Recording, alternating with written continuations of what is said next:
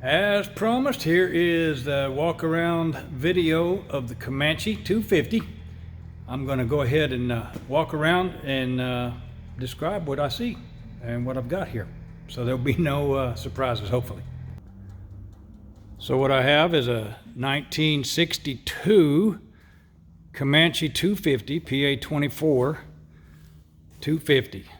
It says Comanche 250 GTO on the cowling because it's got the LoPresti Speed Merchants mod. These were LoPresti down in Florida, I believe it was. They did these back in the 80s and 90s. That was a $30,000 mod just for the cowling, and then the installation was extra. It was a very demanding mod. It was supposed to give you about 15 miles an hour.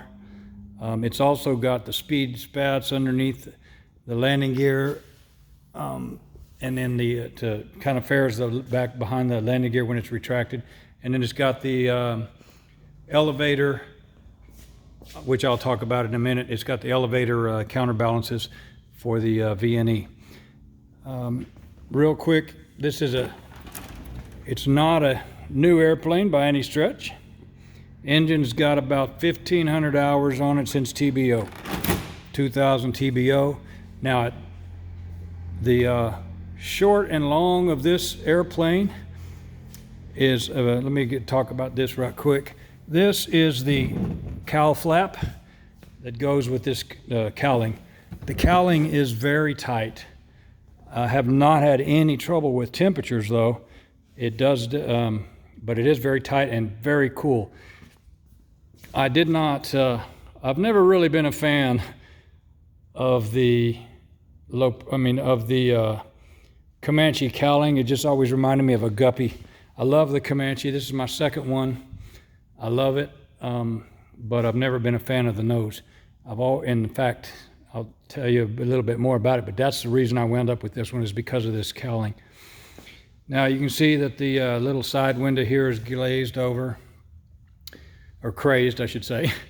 The front windshields are new. They're still a two-piece windshield, but they are new, fairly new. Right before I got it, they were new. The wings, now this thing did have some hail damage, I'll tell you. It had, I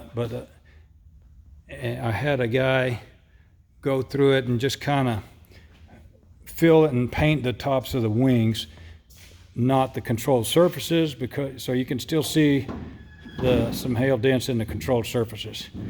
But the wings he repaired. And then the fuselage, that red you can buff a little bit more on it and it'll come out a little bit of a shine.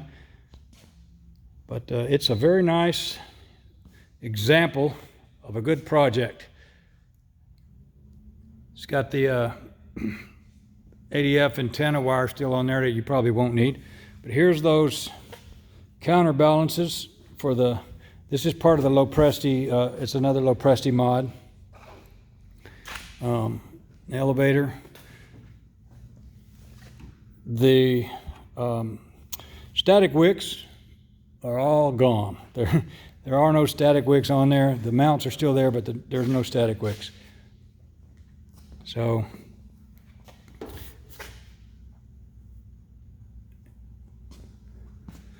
looking back up the side there, the luggage bay. One of the things that I love about the Comanche is the big luggage compartment.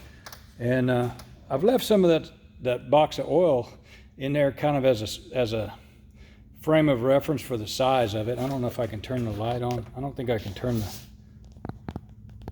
yeah, there we go. So you can kind of see the size and that silver roll of stuff there, I was going to make some windscreen covers, sunshades, I guess. And here's all the logbooks, basically pretty much since new. It's old nasty carpet in the luggage area there. And then the interior. The interior is, 80s stuff. The Garmin 695 does not stay in here. I'm going to keep that. The panel is functional. That little storm scope in there, lightning detector, I don't know if it really works or not, but it does come on. I haven't seen any lightning on it, but I haven't really been flying around any lightning either. I've the autopilot S-Tech 50 with altitude hold works awesome. The number one radio there doesn't, it's kind of scratchy, and sometimes it doesn't work very well. I mean, it's a KO, or a, what do you call it, the KX155. It does work. I think it's an antenna issue. It just doesn't transmit and receive very well. Number two radio MX11 works good. Transponder works. It's all old stuff, but it works. The Apollo GPS there actually does work. It's a pain in the neck to use, to be honest with you. But it does work, and the autopilot will track it. The autopilot works best in the heading mode, though. That GPS is just kind of, I wouldn't, you know, it's not that great. But pretty much everything else works. So you can see down there the handle for the LoPresti cowl flap. That's an additional handle there. It does have electric flaps. It's got electric gear, center stack. It's a perfect airplane for upgrade. The seats, pilot seat looks great. Co-pilot seat, mostly the top here from getting in and out, people getting in and out, pushing on it like that, is torn. It is leather, but it's torn. Back seats look pretty good. Hat tray looks pretty good back there. Around the edges here, you know, just old and ugly. I would say it needs a new door seal on it. Some paint from getting painted there, drip through, but and then the wings. Oops. Really, it's not a bad airplane. Now, so what it is, the long story of it is that this airplane actually had a, supposedly, you know, they say, wasn't a gear up, it was a gear collapse. And I really believe that that's what happened. It was a gear collapse on landing, and actually they said it was after taxiing. After it landed, it was taxiing off the runway, and I believe it was the right gear that collapsed. But, and then it became an insurance airplane. Somebody, Whitworth, bought it and was going to part it out, and a guy decided he wanted to buy it for the cowling, so he bought the airplane just for the cowling and was going to put it on his bird, and then realized that that wasn't going to work. So he just rebuilt the airplane, put it all back together, and then I bought it, deciding I was going to fix it up, put new avionics in it, and make this my forever plane, because I had another Comanche and I sold it. And once I got it sold, I realized that I liked the Comanche and I wanted another one, so I found this one and bought it because I love that cowling. And after I got the cowling, or I got the airplane, I've been flying it around. I've probably flown it 100 hours. In fact, just at 100 hours. And now I have decided that I've got too many airplanes, because I have this one, the Lancair, and a couple of Kit Foxes and a Clipper, Piper Clipper. But I'm going to sell this one and trade my Lancair and some money for a Lancair 4. So I'll have my 4-place airplane. I can go a little faster even than a Comanche. But this thing here is a good 150 knot airplane all day long.